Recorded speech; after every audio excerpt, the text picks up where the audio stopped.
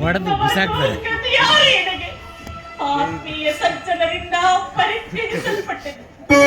ಕೈ ಹಿಡಿದ ನನ್ನ ಪತಿಗಳು ಜೂತದಲ್ಲಿ ನನ್ನನ್ನು ಪಣವಾಗಿಟ್ಟು ಈಗ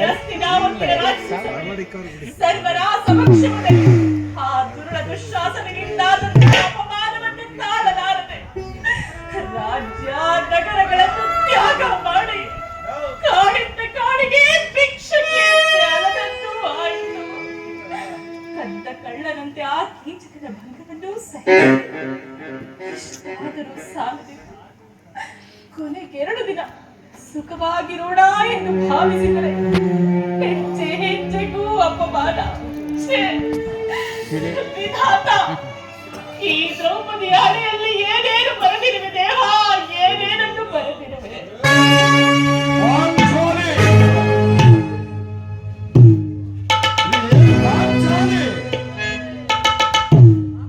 ಇವಳೇಕೆ ಈ ರೀತಿ ಚಿಂತಾಮಗ್ನಳಾಗಿರುವುದು?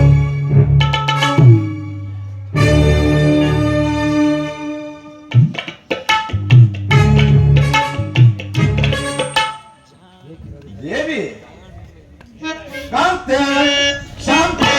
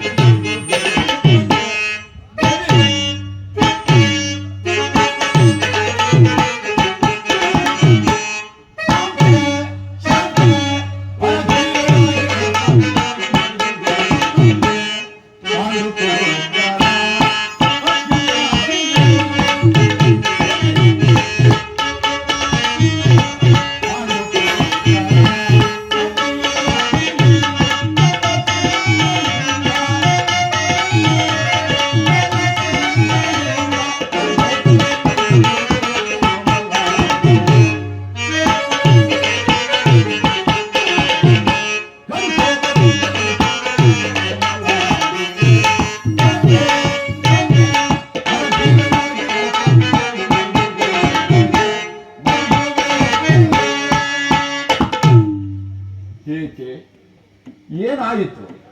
ನಿಷ್ಕಾರಣವಾಗಿ ಅಳುತ್ತಿರುವೆಯಲ್ಲ. ನಾನು ನಿಷ್ಕಾರಣವಾಗಿ ಅಳುತ್ತಿಲ್ಲ ಸ್ವಾಮಿ. ನನ್ನ ಅಳುವಿಗೆ ಒಂದಲ್ಲ 10 ಕಾರಣಗಳಿರಬಹುದು. ನೀವಾದರೂ ಪುರುಷರು, ನಿಮಗೆ ಯಾರಾದರೂ ಅಪಮಾನವನ್ನು ಮಾಡಿದರೆ ನೀವೇ ಅವರಿಗೆ ತಕ್ಕ ಪ್ರತೀಕಾರ. ಆದರೆ ಸ್ತ್ರೀಯರ ವಿಚಾರ ಹಾಗಲ್ಲ ಸ್ವಾಮಿ. ಅನ್ನ ವಸ್ತುಗಳಿಗಾಗಿ ಆಕೆ ಅನ್ಯರನ್ನು ಆಶ್ರಯಿಸಲೇಬೇಕು. ವಿಧಾತ, ಈ ಸ್ತ್ರೀ ಜನ್ಮವನ್ನು ಏಕೆ ಸೃಷ್ಟಿಸಿದೆ ಭಗವಂತ? ಏಕೆ ಸೃಷ್ಟಿಸಿದೆ? ಪಾಂಚಾಲಿ ಅಳಬೇಡ, ಪಾಂಚಾಲಿ ಅಳಬೇಡ. ಸ್ತ್ರೀಯರ ಪರಾಧೀನತೆಯು ನಮ್ಮ ಸಮಾಜದ ನಿಯಮ ಹಾಗೂ ಭಗವತ್ ಸ್ವರೂಪರಾದ ಋಷಿಗಳ ಆಜ್ಞೆ. ಏನು? ಕೈ ಹಿಡಿದ ಧರ್ಮಪತ್ನಿಯನ್ನು ದ್ಯೂತದಲ್ಲಿ ಬಡವಾಗಿಟ್ಟು ಸೋಲುವಂತೆ ಆದಿನ ಋಷಿಗಳು ಪತಿಗಳಂತೆ ಪತಿಗಳು ದೇವಿ ಏಕೆ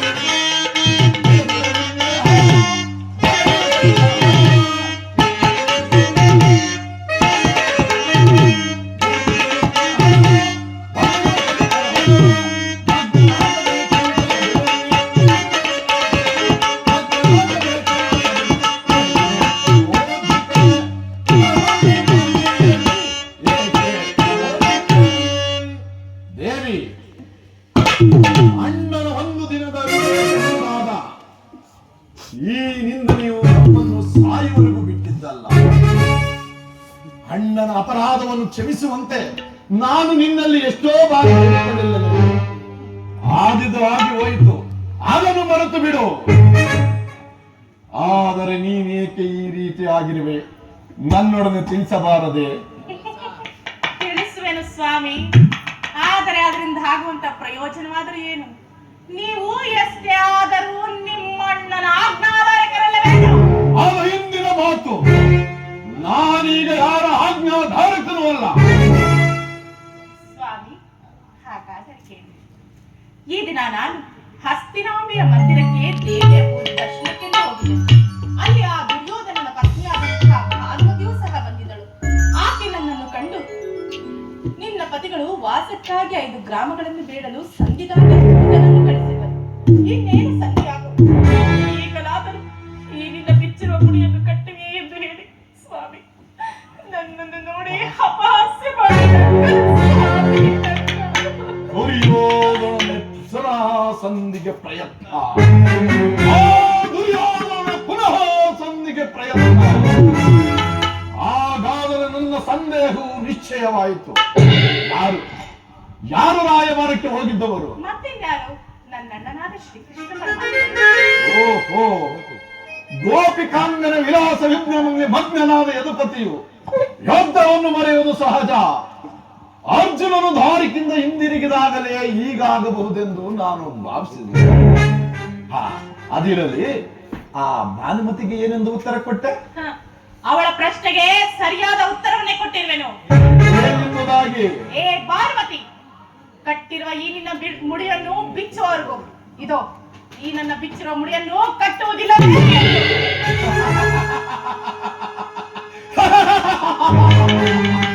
ಬಾಪು ಪಾಂಚಾಲಿ ಬಾಪು, ಚಮತ್ಕಾರವಾದ ಉತ್ತರವನ್ನೇ ಕೊಟ್ಟಿರುವೆ.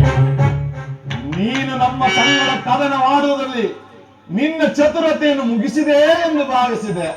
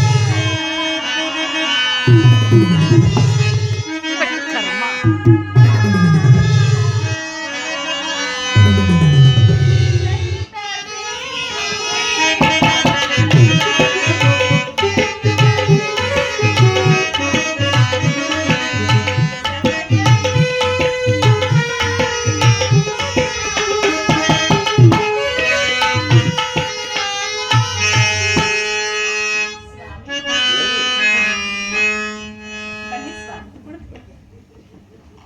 ಸ್ವಾಮಿ.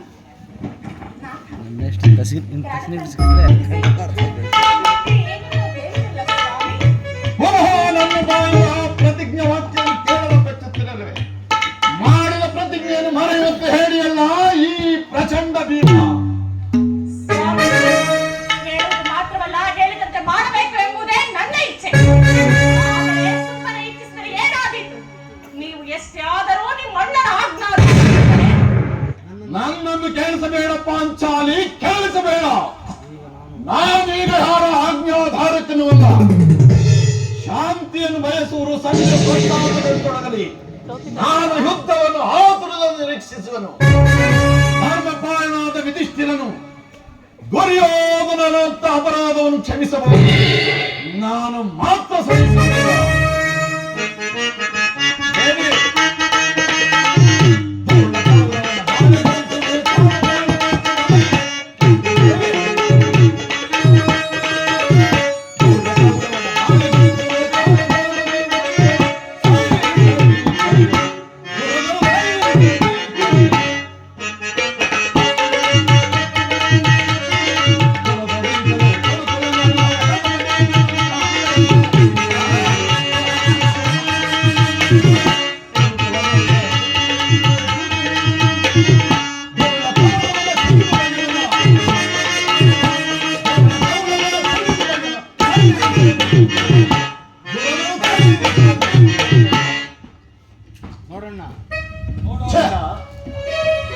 ಭೀಮಸೇನನು ಸಂಧಿಯ ಪ್ರಸ್ತಾಪವನ್ನು ತಿಳಿದು ಕೆಳಗಿದ ಸಿಂಹದಂತೆ ವಿಜೃಂಭಿಸುತ್ತಿರುವನು.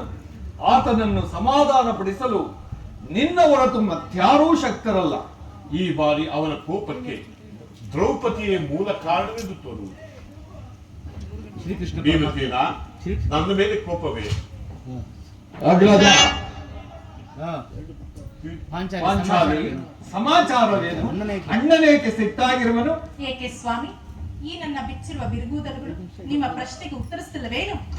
ಅಗ್ರಜ, ಸಮಯಕ್ಕೆ ಸರಿಯಾಗಿ ಬಂದಿರುವೆ. ನನಗೆ ಯಾರಲ್ಲಿಯೂ ಕೋಪವಿಲ್ಲ.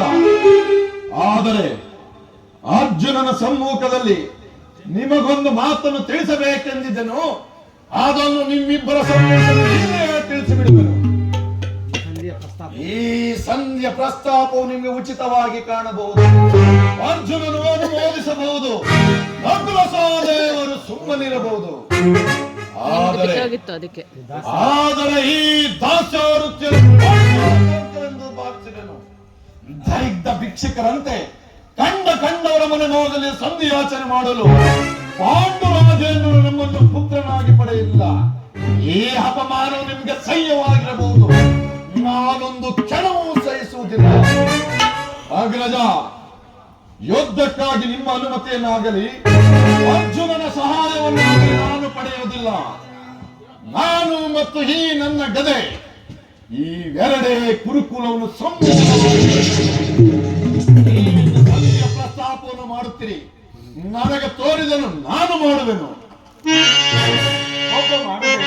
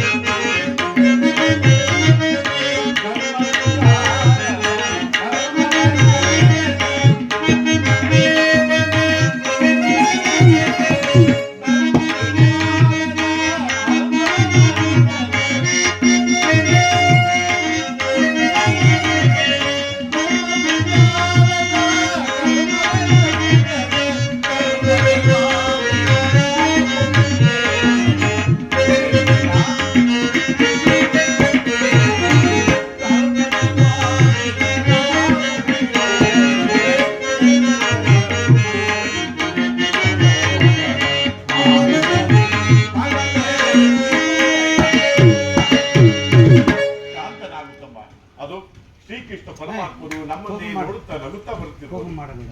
ಕೋಪ ಮಾಡಬೇಡ ಅಣ್ಣ. ಧರ್ಮಜನ ಅಗ್ರಜನು ನಮ್ಮೆಲ್ಲರಿಗೂ ಹಿರಿಯವನು. ಆತನ ಇಷ್ಟಕ್ಕೆ ವಿರುದ್ಧವಾಗಿ ನಾವು ಯುದ್ಧವನ್ನು ಪ್ರಾರಂಭಿಸುವುದು ಅನುಚಿತ.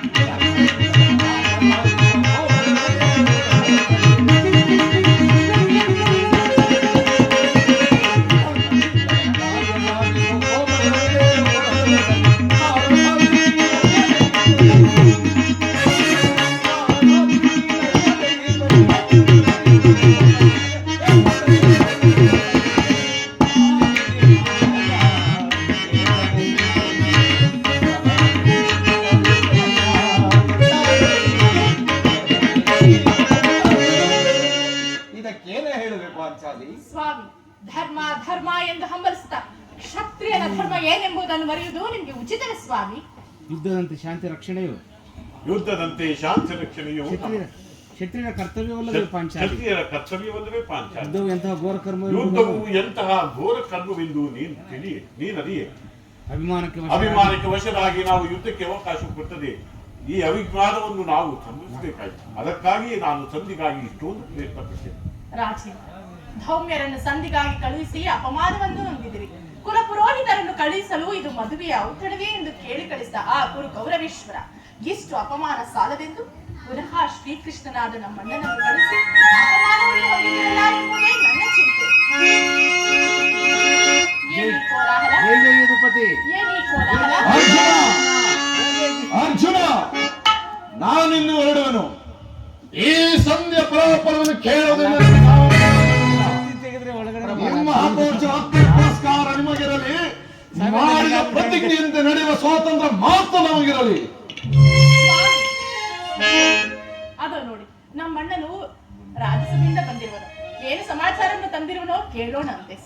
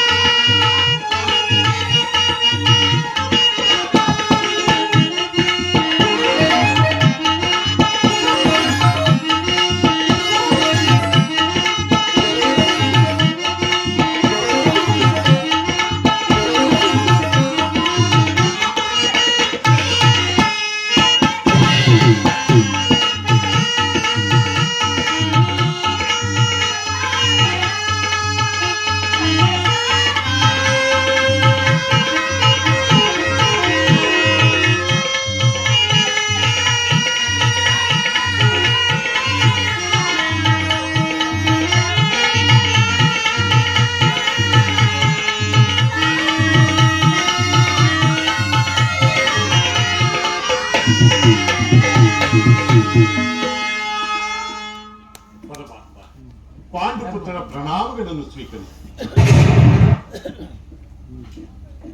ಪರಮಾತ್ಮ ಹೋದ ಕಾರ್ಯವೇನು? ಪರಮಾತ್ಮ ಹೋದ ಕಾರ್ಯವೇನಾಗಿ ಹೋದವರು ಕೃಷ್ಣನಲ್ಲವೇ?